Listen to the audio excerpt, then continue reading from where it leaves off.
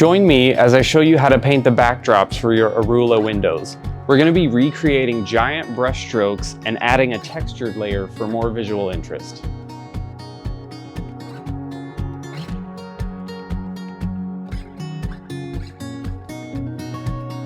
Start by setting up your drop-down tables big enough to fit 2 of your 1/2-inch foam panels on top of them.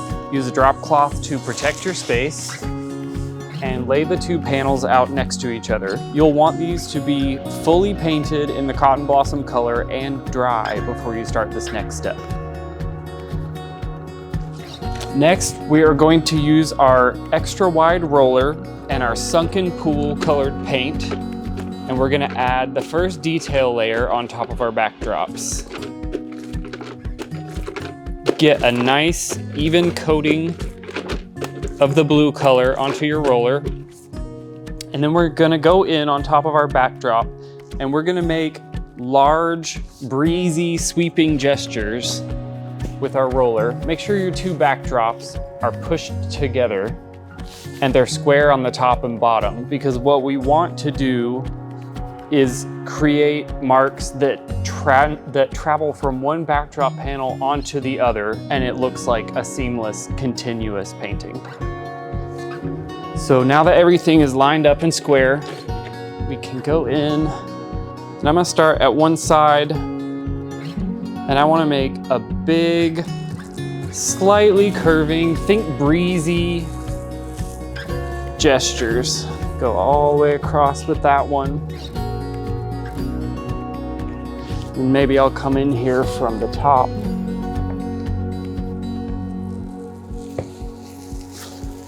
Do another. I'm giving them all a slight curve so that it feels nice and airy.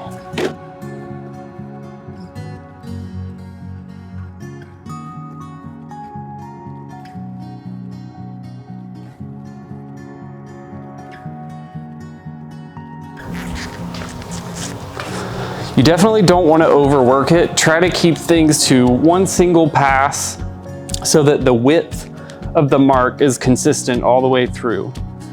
So while this is still wet, I'm gonna get my shop rags and I'm gonna add the brushy texture to all the blue that I just painted on.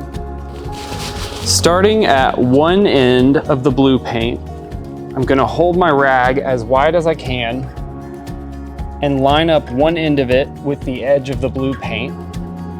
And then following the same gesture as the blue paint, I'm just gonna drag the cloth through the paint. You can see it's sort of leaving these streaky trails. They go nice and smooth. And we start to get the illusion of a giant brush stroke going through the blue area. So next, since my cloth is not quite as wide as the brush stroke, I'm gonna go exactly to where I left off on the other end and follow the exact same gesture so that all the lines I'm making are sort of parallel to each other, even though they're curved. And then I'm gonna do that one more time to finish up this whole blue mark. Not so good.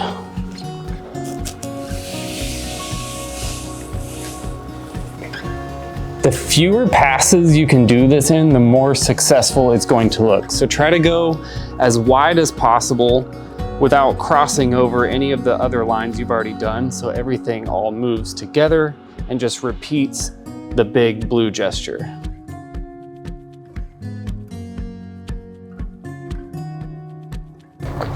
And once that cloth gets saturated with paint, go ahead and get a fresh one.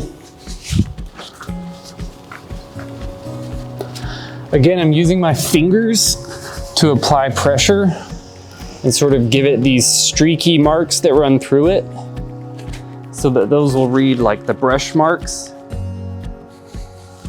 in a giant paint stroke.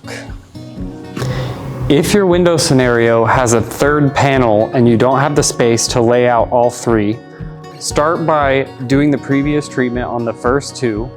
Once they're in this stage, take one panel off and set it aside.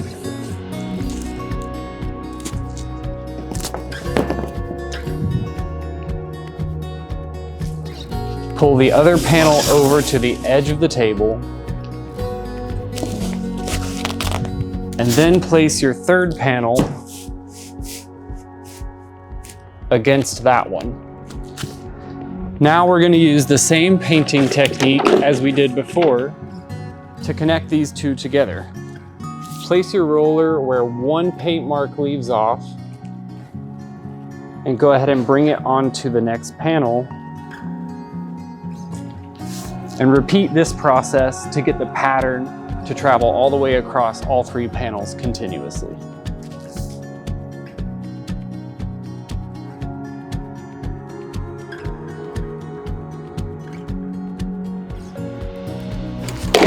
Now again, while everything is wet,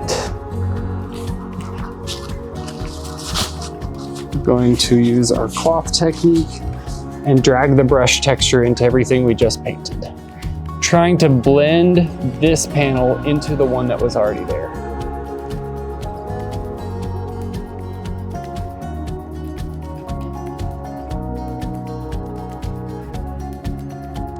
So now that our layer of the sunken pool blue color is dried, we're ready to go back in with the same backdrop color. This is your Cotton Blossom paint.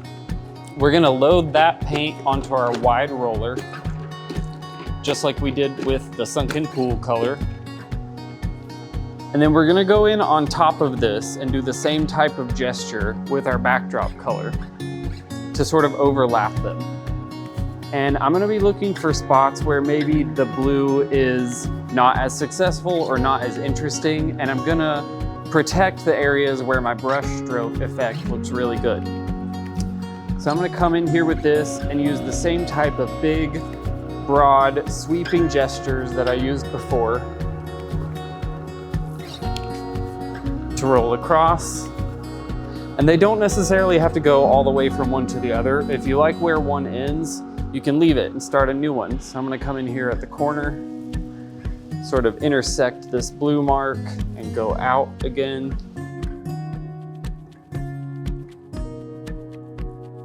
So now, while everything's still wet, I'm gonna take my shop rag and do just like I did before, lining up the edge of the rag with the paint and dragging through it, following the same curve that I rolled with the roller to get a brush stroke effect.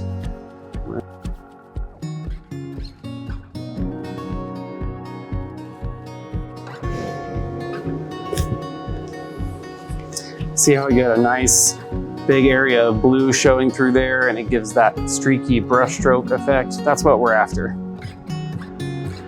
So now that these two are done, I'm gonna remove the one on the end. Repeat the same method of sliding in the third panel to create a continuous backdrop.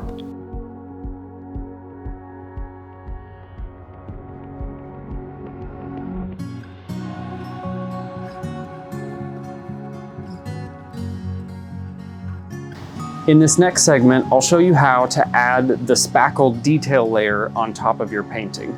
You're gonna need a mixing bucket, some spackle, your sunken pool colored paint, a stir stick to mix with, and your wide spackle knife. We're gonna mix the spackle with the sunken pool paint in a little mixing cup. I've got about 5 parts spackle to 1 part paint in here. And I'm gonna mix it just enough to where they're kind of marbled together.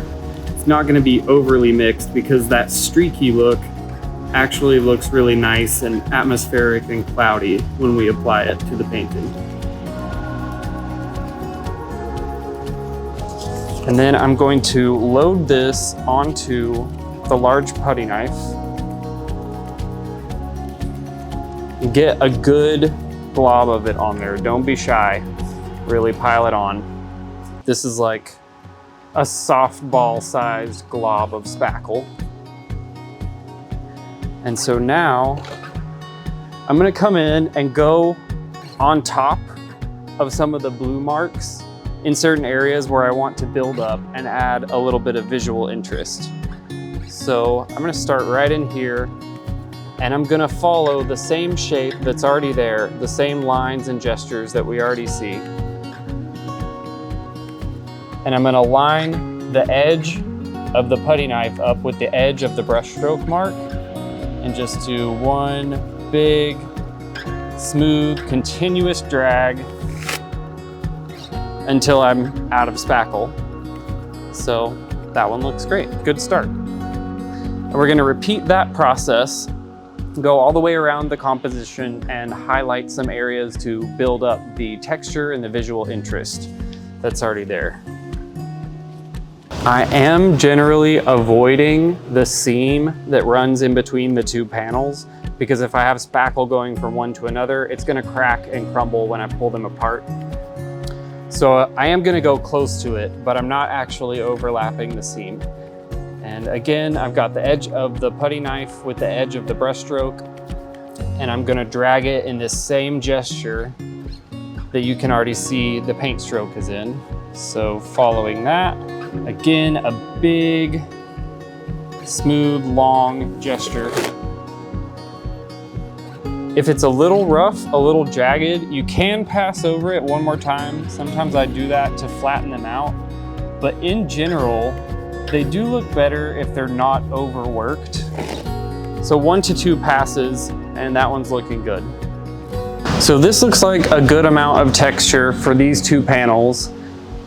At this point, if there's a third panel to work in, you can remove this one from the outside, and then we can slide the other one in.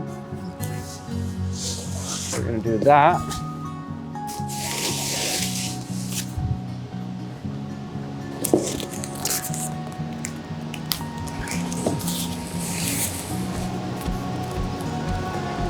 And even though none of the spackle marks really cross the seam in between the two, it's good to have this one placed so that you can get your composition right.